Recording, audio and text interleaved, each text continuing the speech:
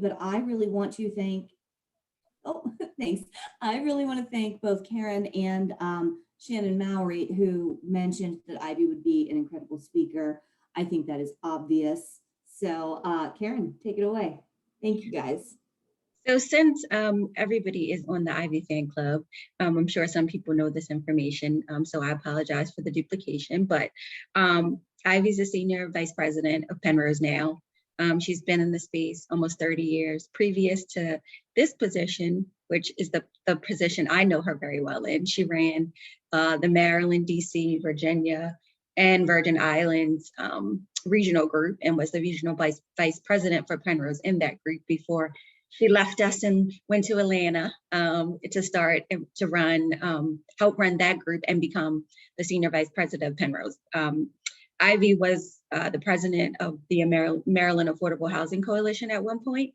And if I'm not mistaken, you also serve on Brandon Scott, which is our Baltimore Mayor's Council of Housing, which is much needed in the city of Baltimore. She's a graduate of Spelman, which I love, and was not able to go to historically Black college, but that was the top of my list when I was in school. And Ivy has been in the space for almost 30 years, started out in property management and has moved through Penrose through all facets for the last, I don't know when the age, I don't know, 32. Is 30 some years, but didn't want to, not saying that to say you're old, but just saying that we have a lot to learn, and I'm glad that you're here. And just a fun fact for Ivy, I've been a partner of my firm going on 4 years, and Ivy was the first person that congratulated me when I made partner and broadcast that to the entire Penrose leadership group once I did make partner. So I appreciate you. He's always been a big fan of me and me of you, and I'm glad you're here. Well, so I will turn it over to you. Wow, so I'm gonna admit I was kind of nervous. I'm like, wow, what am I gonna say? What kind of hard questions are they gonna ask me? And you know, I'd love to be transparent, and I think it's important. I've been around for a very long time. And Karen, thank you for the introduction, and I'll always be your biggest fan. You know, being a woman and a woman of color, it's been challenging, especially starting out in property management and then coming over to development. I had no development experience whatsoever. They brought me over to development to bring my knowledge and experience in the property management field to better integrate operations within our development projects. And so my first day, we were at One Liberty Place at the time, and I was the only woman, Black woman, with John, Rich, Bob, 5 white men. That was it. And talk about intimidating. It was like, okay, what have I gotten myself into here? But I will say at the same time, I was also a single parent. I had 2 young boys, raising them on my own. And to see how we worked then, putting in 10, 12 hours a day, and this is, 30 years ago, how in the world could I do that with 2 young boys? My boys were my priority. I was fortunate enough to be given the opportunity to have a flexible work schedule so I could raise my children, but also learn development. And the way I learned it is I was thrown into the fire pit, and it was like, okay, here you go. But I also think that probably was very helpful in my career development. I made some mistakes. I got a few wins. So I don't have the formal training like most of the young women on this call. But I will say that it was intimidating. for a very long time to be put into that scenario where I always felt like I had to prove myself. I had to work harder. I had to learn how to work smarter. And the work smarter part didn't come until a long time after I started my career in development. One thing is women in this industry, I think, and I'd love to hear from some of you guys. I think we always feel that we have to perform at 150%, whereas our male counterparts are probably operating at 75% and get a lot of the recognition for 75% of performance, while we are performing at 150%. And, I think there are ways that we can change because I think COVID has given us a lot of things to think about as it relates to our mental health and how we work professionally, and making sure that we are really balancing work and personal in our lives. And that's something I've been very honest and upfront about with the principals of Penrose, to make sure that my mental health and my personal life and my professional life is balanced. That was very important to me. But before that conversation happened, I worked really, really hard. And I felt like I needed to work very, very hard. However, that wasn't a Penrose thing. That was how my mother raised me. My mother raised me that I had to excel at everything that I did. I had better not bring a C home on my report card. I was deathly afraid to come home when I got a C in geometry.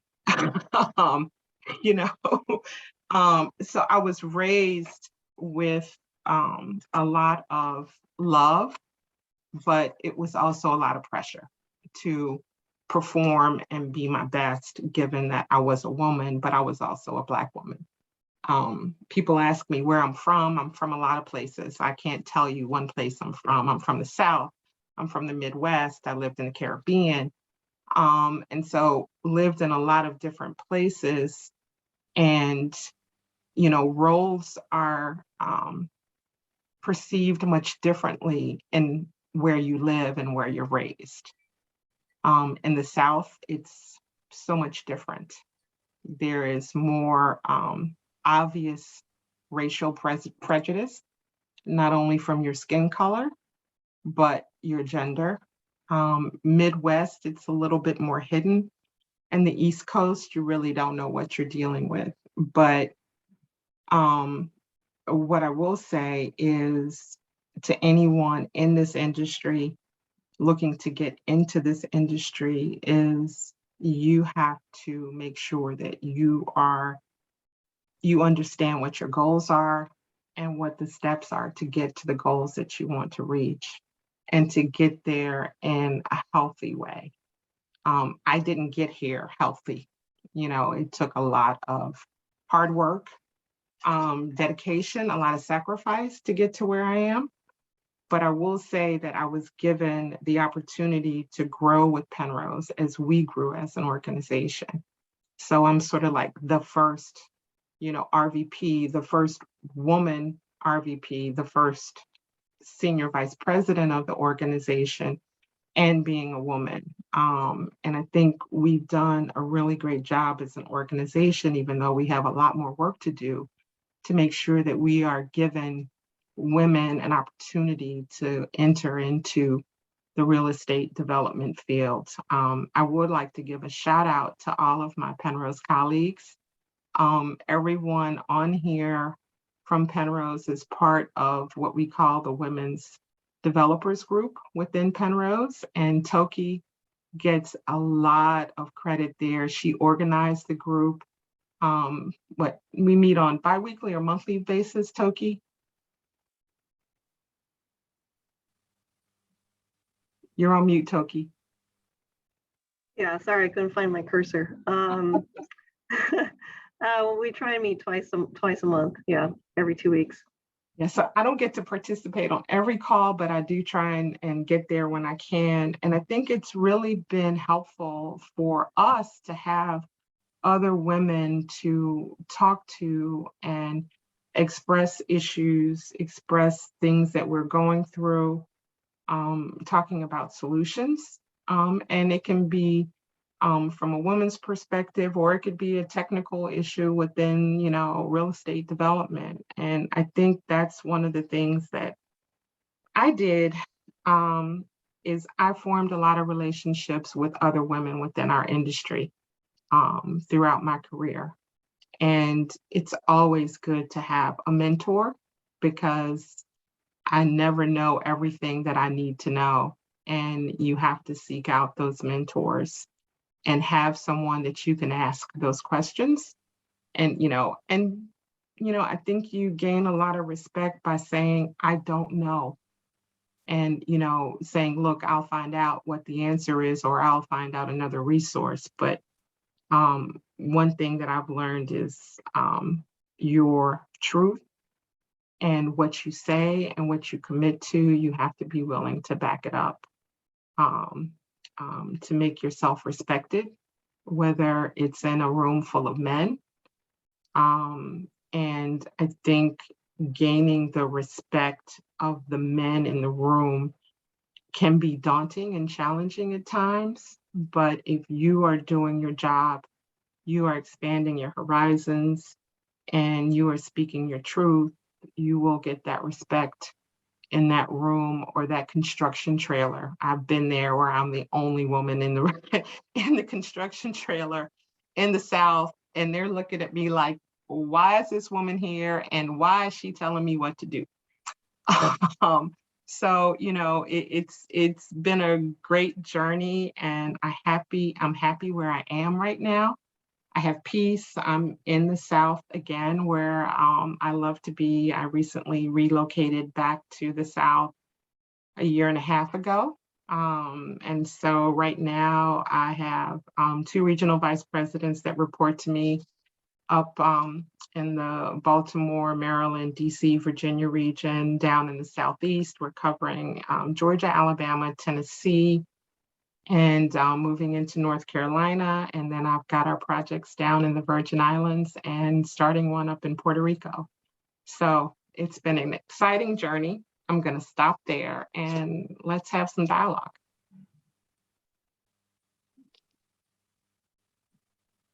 So I guess does anybody have questions, anything they want to ask Ivy? I have a couple questions, but I want to open it up to the group before before anyone else. So feel free.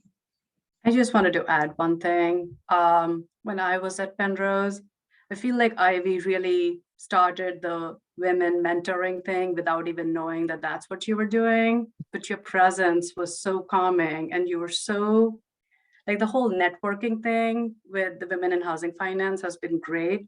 But I feel like you were doing it. Maybe you knew it, but I didn't know what we were doing. But you were really good in just taking women under your wing and comforting everybody that you're okay, you're doing fine. So I really appreciated that then, and I just want to let you know that I think that's inherent in your personality. So thank you. Thank you, Vidi. Yeah, it's important that we support each other, and I didn't know I was doing that, Vidi.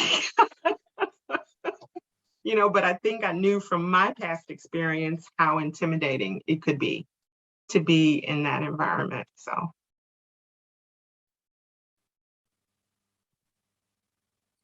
Anybody else before I throw out my first question? Okay, so Ivy, I think I remember this story, and Amy Jo may remember this because she actually may have worked on this deal. But what was your very first deal and most memorable deal? So my most memorable deal was a Hope 6 project in Chattanooga, Tennessee. And so I remember walking into Rich Barnhart's office. I got notice that the Housing Authority was looking for a master developer, and I'm from Chattanooga.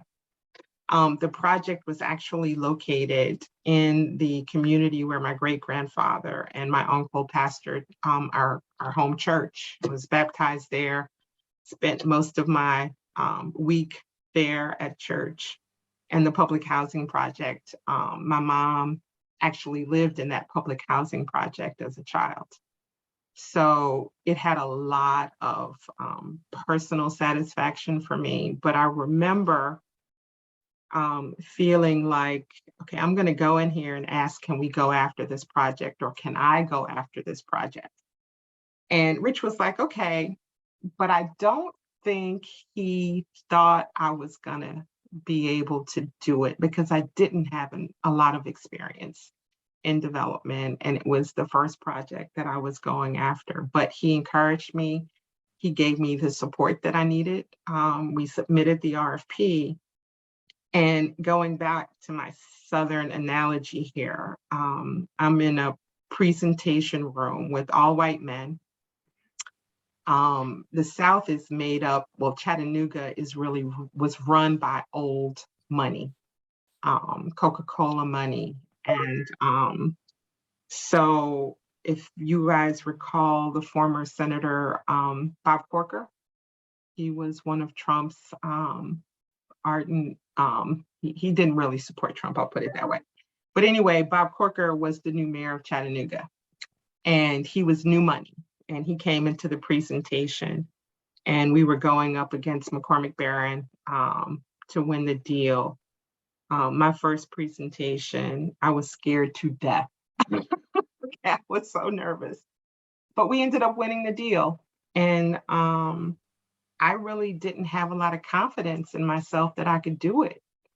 And I think that win was so important for my career development, to say, wow, you know, I actually got this deal, and that actually started our development opportunities in the South. So it's a great project. I was just there. We just got we've done a number of projects in Chattanooga and just got another project that we're working on last month. So that's probably the most satisfying project that I've ever worked on. Yeah, Amy Jo, I think I remember hearing that story, and she was like, I think I did that audit the first year it started. So, But I was going to say, I think of course, every deal has 4 names, but I think I remember the name of it being McCallie. Yes, that was the public housing project name. Yep. Yep.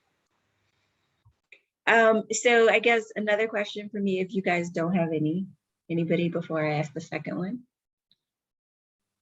Okay, so we do what we call member spotlights, and usually in our member spotlights, most of our members will, you know, talk about themselves, and we'll ask them questions, and they will respond. And one of the general questions that we typically ask in the interviews is, or at least I ask when I do the interviews, is what would you tell your younger self who was in this space and starting out based off of what you know now? What would you tell yourself? And so that's my question to you. Now that you know your 30 years, what would you have told the you that started 30 years ago? Wow, that's a tough one. The first thing that comes to mind is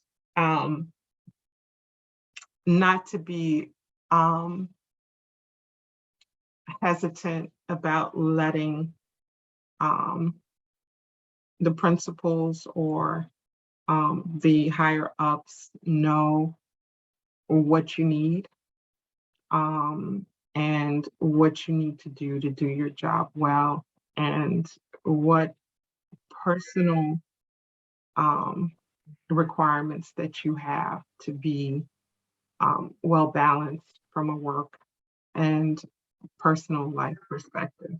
I've grown to understand the importance of work-life balance in my older years, and wish I had done that sooner within my career, and not feel like if I make this request that they're going to look at me differently because I'm a woman and I may need special treatment, and that's not the case. We have so many other responsibilities. Mothers, wives, caretakers in addition to our careers. And so I think as women, we have a lot more on our shoulders than our male counterparts for the most part. And it's important that for us to be successful, we have to be brave enough to stand up and say, this is what I need to do my job.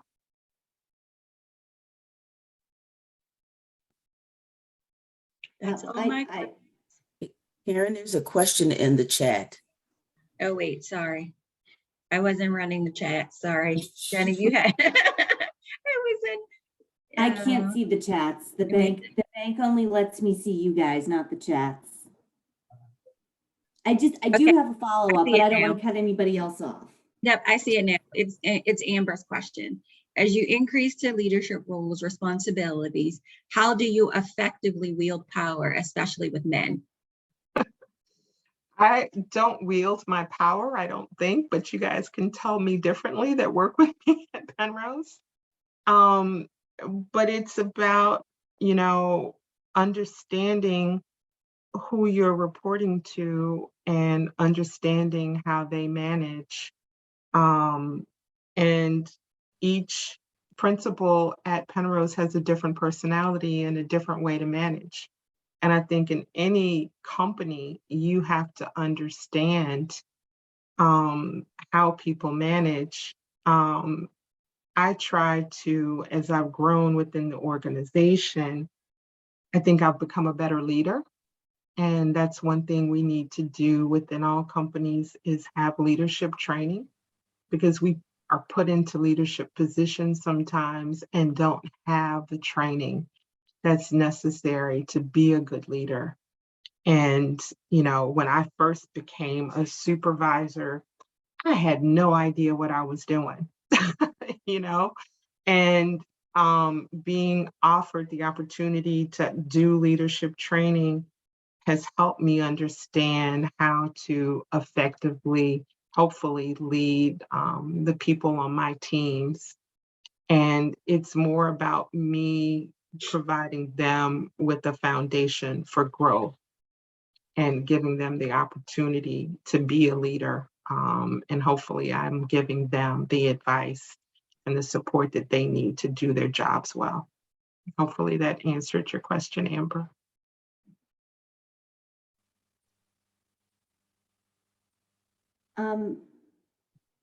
I'd actually like to follow up on what you were talking about just a moment ago about the work-life balance. I'm sure everybody struggles with it. I have a problem saying no. Mm-hmm. How do you effectively say no every time I do decline something, I feel that I have to offer an excuse, and it better be a good one. Mm-hmm. Why can't we just say, no, I can't do it this time?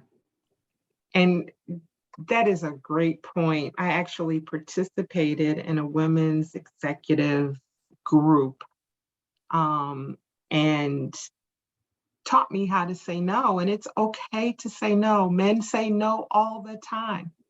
Yeah. And I think we put these perceptions, we've grown up and been raised with these perceptions, and we have to get over it. And if you are doing your job well, it is okay to say no. And if it makes you feel better that you need to provide an excuse, that's fine. But we have to learn how to say no, because work-life balance is extremely important. And I've gotten to a place of peace within my life. I moved back to Georgia.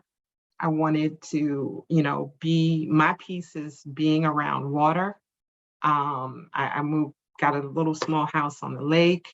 I'm at peace with myself personally and professionally right now, but it took a while to get there. And it really starts with your inner self. You've got to heal that first and identify where your issues are and your conceptions, and start there first before you can really start dealing with it from a professional perspective. I really appreciate that. That's really interesting. Thank you. I have a question if Mhm. there's nobody else. Ivy, you had mentioned that you started working when your boys were young and just balancing that. I am a mom of 3 small kids. My oldest is 6. And so we are in the throes of the early years. So what wisdom do you have for cultivating your career in the thick of the little years? Well, I was fortunate, Laura, that I worked for an organization that allowed me to have a flexible schedule. And the reason that happened is because I had resigned from the management company because the workload was such that it was just crazy, and I was not giving my boys the attention that they needed. And when our founder, John Rosenthal, found out that I had resigned, he called me, took me to dinner, and he's like, come work for the development company. We want to keep you. We need your experience. And I told him why I was leaving. And he's like, look, we'll give you a flexible work schedule. And that's how I did it. As they got older, that's when I got into the 10, 12-hour days, working like crazy. Laura, I would say it was funny because, and Amy Jo knows this story. I mean, I made partner 4 years ago, but I've been with my firm for 24 years. And one of the reasons, there were guys that started the same day that I did and made partner 7, 8 years before me. And some of the reasons it was a couple things. Some of it was me not trusting myself and trusting that I could do it. And I've learned that if I don't trust myself, nobody else will. I'm learning that lesson. But it was also because I had a small daughter and I didn't want to not be there. Like, I didn't want to be that mom that never saw a karate match or never did anything. And so I had a boss, and she always told me, just don't get out of line. That was her motto. Like, you have to step back, and that's okay, but just don't lose your place completely. You can come back in the line, but just don't get out of the line altogether. And sometimes it was a balance of what's important to me. And there were certain things that I just couldn't miss that she did. And I made it a point to be there, and I knew that work would have to sacrifice. But then there was also stuff that I knew it wasn't that important, and her dad could fill in. And there were things I missed. So I had to figure out for me what I was willing to live with not being there for. And once I was okay with that, I was okay. And then when she was about to graduate from high school, I made the decision, okay, I need to do what I need to do to make partner. And this is the map. And this is the things I need to do. And this is how I'm going to do them. And she's 20 something years old now in Italy, as Tammy and everybody else knows, living her life. And now mom can do what I needed to do for my career. And it was my timing, because I don't think at 7 years ago, when all the guys made partner, that I would have been able to do it with a 10-year-old, 11-year-old running around the house. It just wasn't feasible. So I would just say, don't get out of line. That's what I would say, and figure out how to do what's good for you and what you're willing to live with in your space, and what you're willing to live without on both sides, work and family. So sorry, Ivy, I hijacked your answer, but that was personal for me. This is my story, and Amy Jo knows that well. And the many nights of crying, I can't do this. Or what do I do? And that's the balance. Mm-hmm. I have a question. Mm-hmm.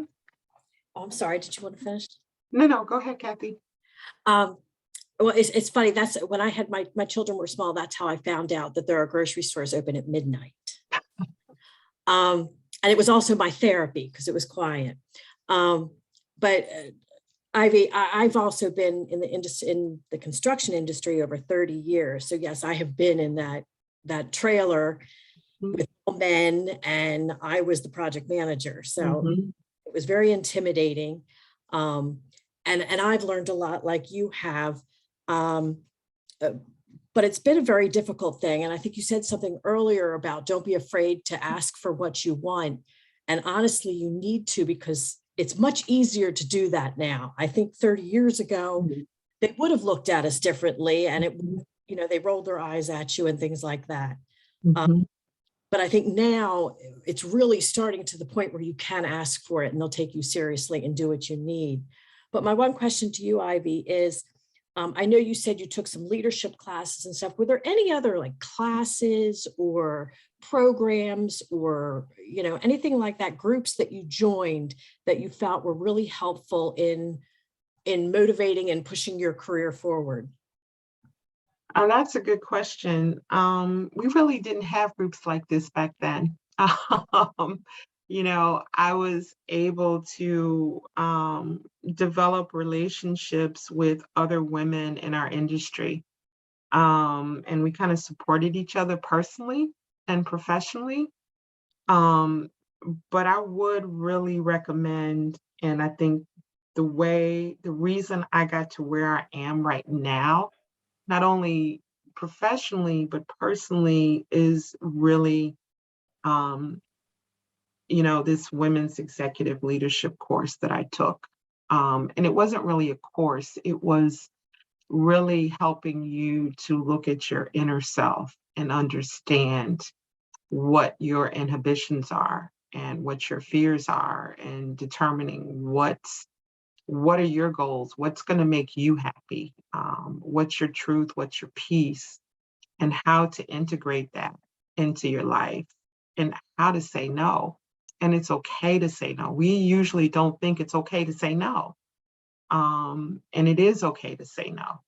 And, you know, I would say it's inner self-help and analyzation about who you are and where you want to be. And you really have to think about it. You kind of think you know, but you really don't until you really focus on that.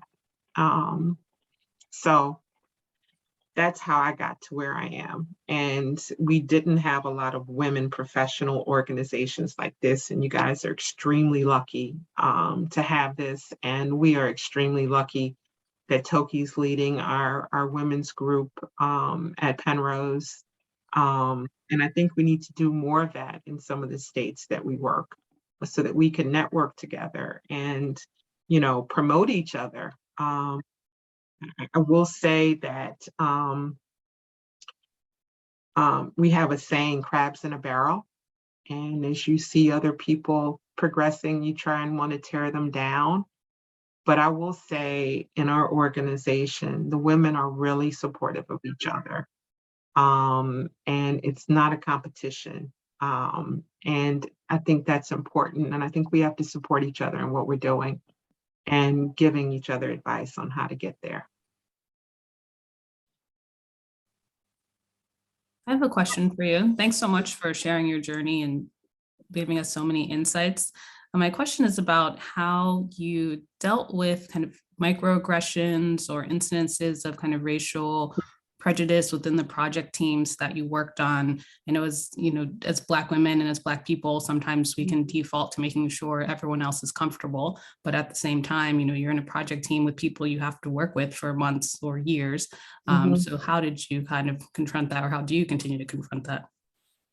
That's a great question. And, you know, I will say that I have been sexually harassed within the industry, not within my company, you know, from general contractors or community partners, and, you know, learning how to deal with that. And oftentimes, I'm ashamed to say, I just didn't deal with it.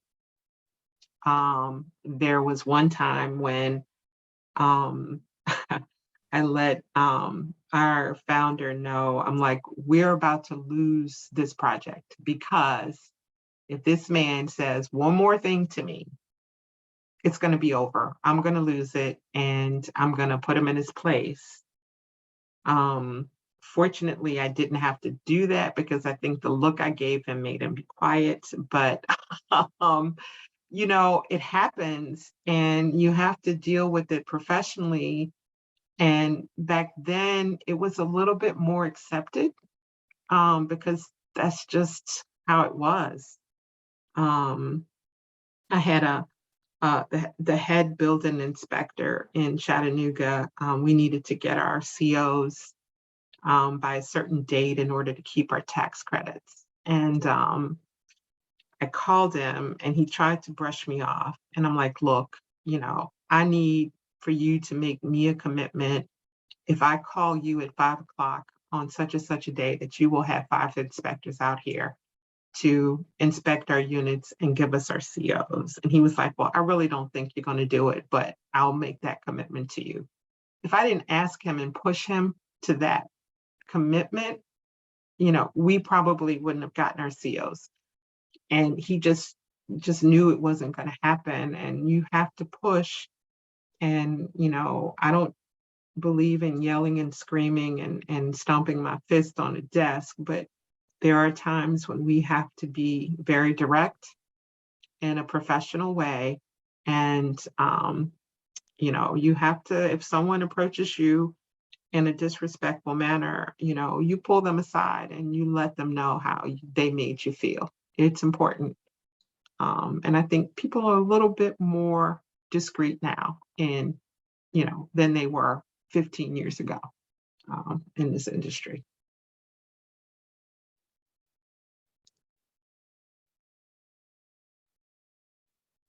Ivy, I had a question about how to make sure that your accomplishments are being recognized, because I think one thing that's difficult, at least for me sometimes, is like I don't want to brag, and I want to do my job in the background and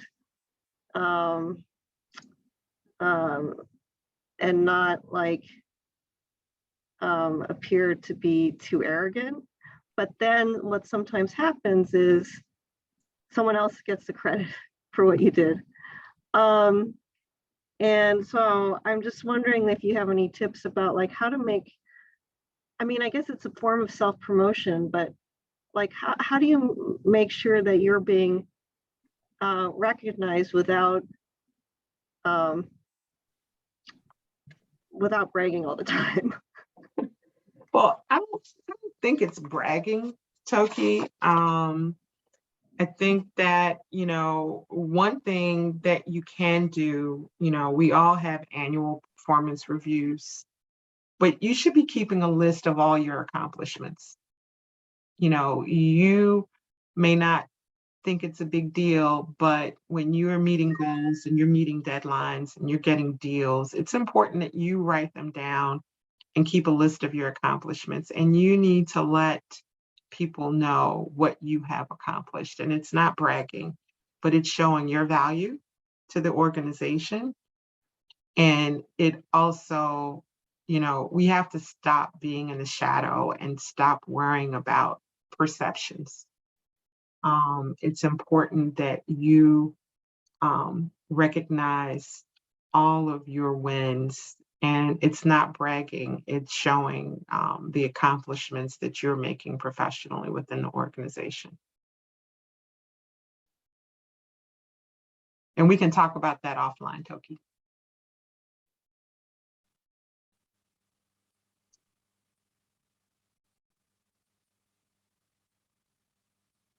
Anyone else? Yeah, does anybody have any last questions before we release Ivy, who we are absolutely going to have back? I think that's obvious. So if there are no more questions, when I was trying to prepare for this, I looked up this article, and it's 5 things I've learned from being a woman in a male-dominated industry. And one is show people your talent, Toki.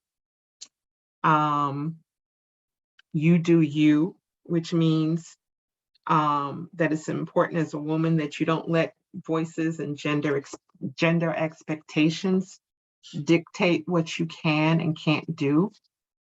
Number 3 is find expanders. And those are people in the industry who are at a level that you want to get to. Reach out to them, ask questions. How did you get there? What should I be doing with my career development? Think big and then bigger. Challenge yourself. It's not about doing the same old thing over and over again. Think out the box. and support women in your industry. And you guys are already doing that. I think you guys are great. Go Ivy, that was Eagles. great. Thank you. Thank you so much for that. Again, Karen, to you and Shannon, thank you so much for suggesting Ivy as a speaker. Ivy, I do hope that you agree to come back and speak to us again. It's been fantastic. And on behalf of WIFPA, I'd like to say thank you. Well, thank you for the invite. I was really humbled by it. And I think, you know, this is a wonderful group, and you all keep doing what you're doing. And Penrose people, pay your dues. They did. Shannon took care of it. We're all good. Just one last plug for our WIFPA Wednesdays, since we had a great turnout. Part of that connection and kind of using everybody as a resource and having, you know, the connections of women and the ability to just bounce ideas off of people. Just remember, we do have WIFPA Wednesdays where we do that. It's 30 minutes, maybe 45 if we have a great conversation. Once a month on Wednesdays at lunchtime, where it's never a formal topic, but sometimes people have questions. They come across a topic, they want to, you know, gauge the group. So if you have time for the members and you can pop in, feel free to do so. Ready. Thanks, everybody. Thank you, all Ivy. so Thank you, much. Ivy. Thank you so much. Thank you. Hope to see you again next month, everybody. Bye, everybody. Bye. Thanks, Ivy.